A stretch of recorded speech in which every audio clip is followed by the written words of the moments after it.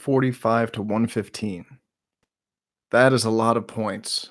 That is a whole lot of points to score in a basketball game. 145. How did they get 145? LaMarcus Aldridge had 40 of them. That'll help. That's pretty good. 40 points in a game? Yeah, that's all right. Obviously, we can't expect that from LaMarcus every night, but we can expect him to play with that sort of energy and mindset every night. I mean, this game was LaMarcus Aldridge's best game of the year by far. 39 against OKC was good, but the way he played this game was what made it special. He just got after it. Like he played the first quarter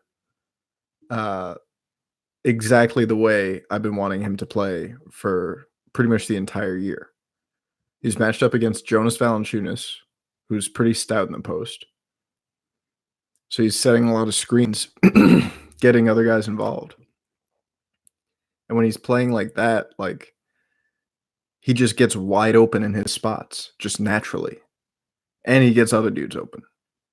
Like I saw him get many screen assists in this game on plays that he wasn't like directly involved in.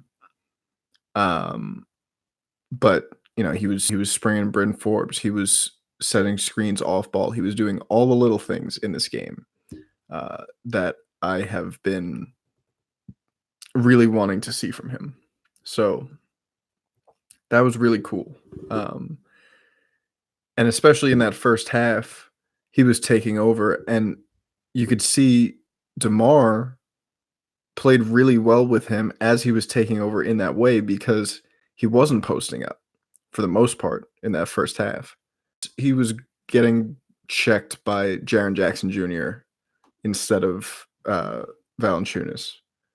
That's when he went into the post because he had a good matchup that he could go for.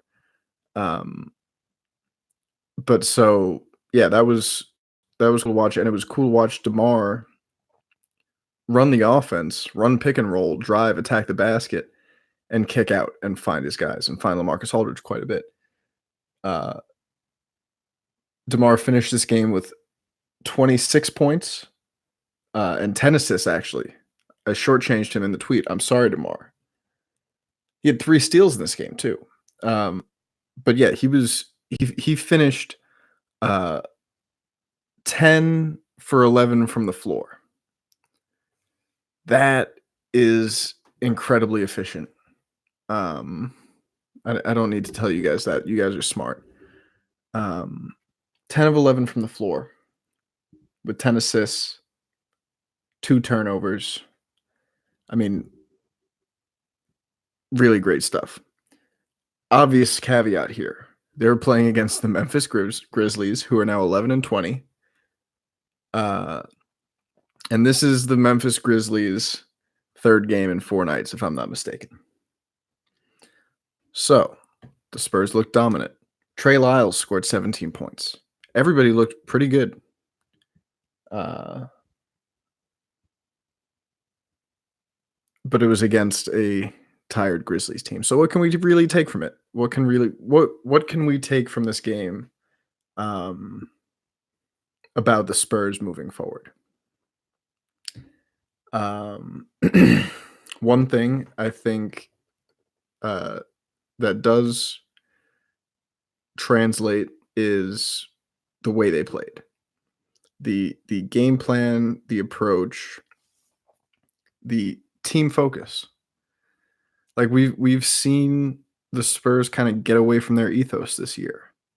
And it was before this year that they really got away from their ethos, but now they don't have the individual players with the individual talent to score 40 points a night most of the time. Like LaMarcus would be the first to tell you that he could not have gotten this 40 on his own. You know, this wasn't just all him in the post. It wasn't. He He did things for his teammates, and his teammates rewarded him. Found him in his spots wide open, got him the ball. Um, let's go through the rest of this box score. Rudy Gay on defense tonight again was having some issues. Um, he finished with 6 points. He just has lost a step. He's lost a step on the defensive end of the floor, and he can still force shots in because I think he's going to be able to do that. Uh, that's going to be the last thing to go, but the defense really concerning with him. Bryn Forbes' defense also really concerning. First half, 3 of 3 from the floor, 3 of 3 from 3. Second half, 0 of 1. Coin flip Bryn. At it again.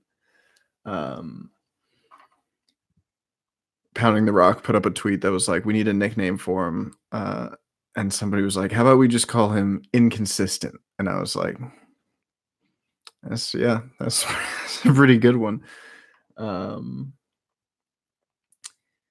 DeJounte Murray, he had 14 points in this game, 7 of 10 from the floor, 6 rebounds, 4 assists, 2 steals. He turned it over 5 times. That's not great. But he played pretty good defense on Ja Morant, who's going to be Rookie of the Year.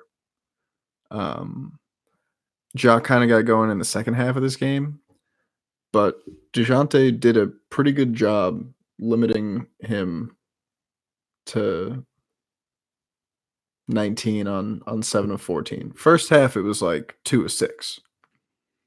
Ja got going a little bit in the second half. But like, I mean, guys, come on. Obviously, we need to talk about Marco, right? Obviously, we need to talk about Marco. But like, there was a sequence in this game, fourth quarter, like 5 minutes left, and it happened.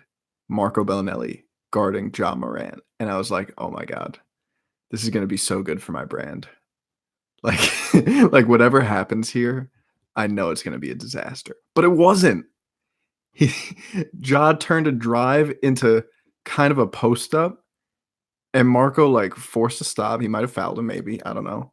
And then on the other end, he like called the ball to the arc, pump fake, gave the ball back to Aldridge, then like made like a half back cut, like just took a step, got Ja to turn, and then took a step back to the 3-point arc and sent Ja to the floor. It was incredible. Like I've never seen it like that was so funny. And I was just sitting on my couch laughing. Like anytime Marco does anything good in a Spurs game right now, it makes me laugh. Like it makes me chuckle because I'm like, yeah, okay. Whatever. Like because it's not supposed to happen. Like he took a shot late in this game. He bricked an 18-footer, of course. And then a possession or two later, he took a 3 with like 18 seconds left on the shot clock. And you're up like 13 points. And he's taken like, a pretty deep shot. You want to grind out as much of that possession as possible. Like, I get it, he's a shooter, but like, Marco being the guy that can't be reined in is weird. And of course, when Marco plays like 20 minutes in a game, he played 21 tonight. That's 70 minutes over the past 3 games. Yuck. And when Marco plays 20 minutes, we're not going to see Lonnie Walker till garbage time. That's just how it is. I don't know why Lonnie Walker is relegated to garbage time. I don't have an answer for you on that. There is no good answer for that.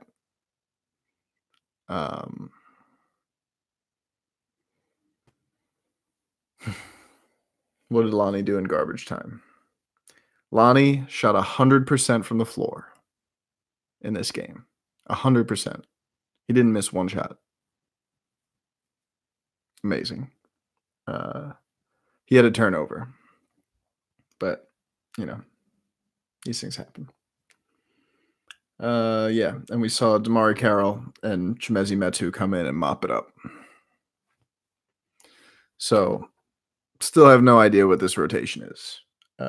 Spurs won by 30, which, you know, hard to be mad about that. But this was definitely like an outlier game for a lot of reasons. I'm not expecting many more 40-point nights from LaMarcus Aldridge this year, even if he does play like that. Um, he was on one tonight, no question. They didn't have anyone who could guard him.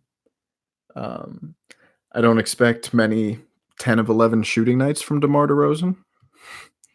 I feel like that's kind of an outlier. Uh, Trey Lyles, season high, 17 points, 7 of 9 from the floor. That's an outlier.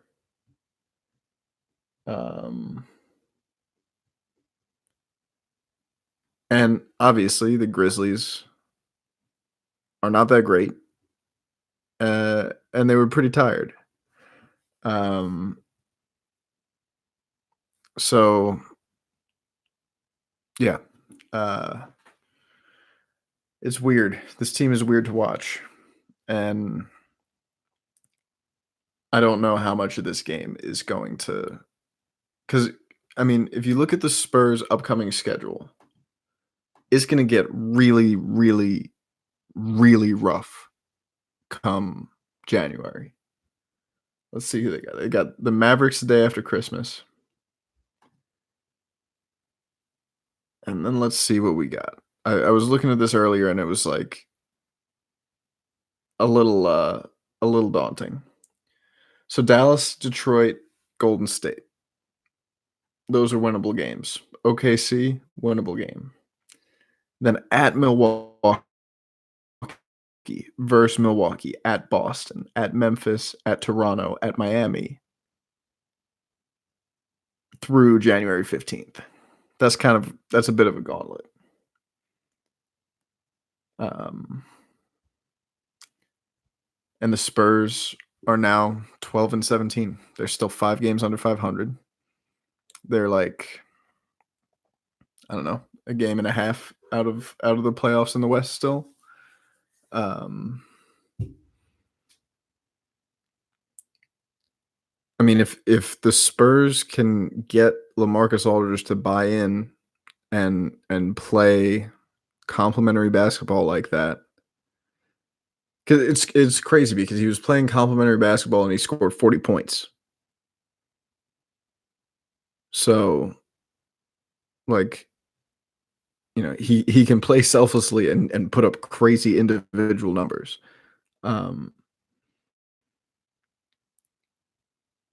If he's playing like that and DeMar is also playing complimentary basketball, like the Spurs team looks a little different. But as long as this rotation is this bad, man, I really don't know. Like Jakob Poeltl played 13 minutes tonight. He's averaged like 14 minutes a game the past 5. And I don't know why, like, I mean, Spurs gave up 115 tonight. Not their worst defensive performance of the year by any means, but this was just kind of a fast-paced game. It was that kind of game. But yeah, Jakob Poeltl is leading the Spurs in total points added, which is not a minutes adjusted stat. That's not an efficiency stat. That is a total points that you add on offense versus the points that you save on defense cumulatively. And he's averaging like 18 minutes a game this season, less in the past 5 games.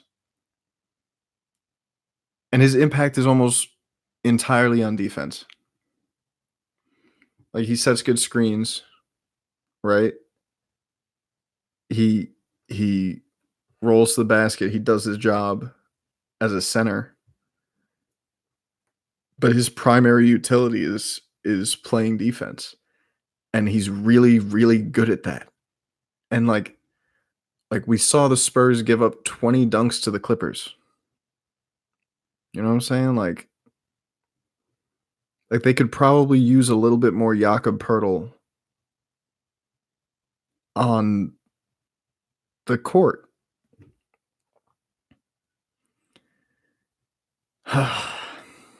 But hey, Spurs get a win, and that's nice, uh,